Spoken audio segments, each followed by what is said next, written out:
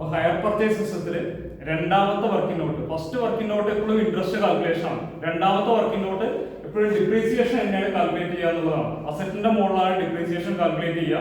അപ്പോൾ depreciation calculate ചെയ്യുന്നത് main ആയിട്ട് ഒരു 3 മെത്തേഡാണ് എപ്പോഴും പറയുള്ളൂ. Return down value method, diminishing balance method, അതേപോലെ സ്ട്രീറ്റ് ലൈൻ മെത്തേഡ്. അതിൽ return down value method diminishing balance method same ആണ്.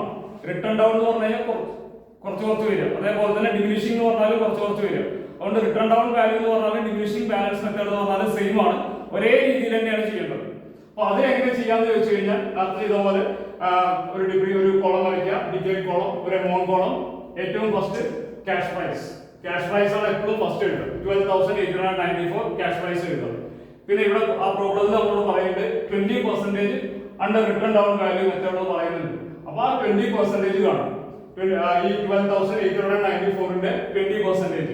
ഇതിന്റെ 20% ആണ് 2,579. അപ്പോ അതാണ് ഫസ്റ്റ് ഇയറിലെ ഡിപ്രീസിയേഷൻ.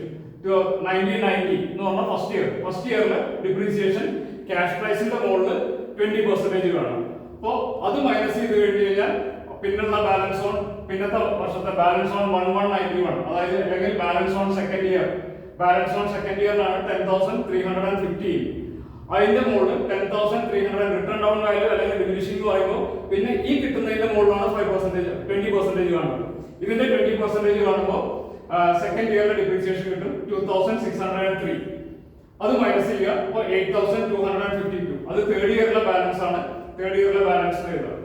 എന്നിട്ട് അതിന്റെ മുകളിൽ ആ കിട്ടിയ 8,252ന്റെ മുകളിൽ 20% കാണും. ആ 20% കാണുന്നതാണ് 1,650. നമുക്ക് പ്രോബ്ലം ചെയ്യാൻ ഈ 3 എണ്ണമാണ് ആവശ്യമുള്ളത്. ഫസ്റ്റ് ഇയറിലെ ഡിപ്രീസിയേഷൻ ആയ 2,579, പിന്നെ 2,063, പിന്നെ 1,650. ഇത് 3 എണ്ണമാണ് പ്രോബ്ലത്തിൽ ആവശ്യമുള്ളൂ. ഇത് കിട്ടിക്കഴിഞ്ഞു കഴിഞ്ഞാൽ നമ്മുടെ സെക്കൻഡ് വർക്കിംഗ് നോട്ടും കംപ്ലീറ്റ് ആയി. ഓക്കെ.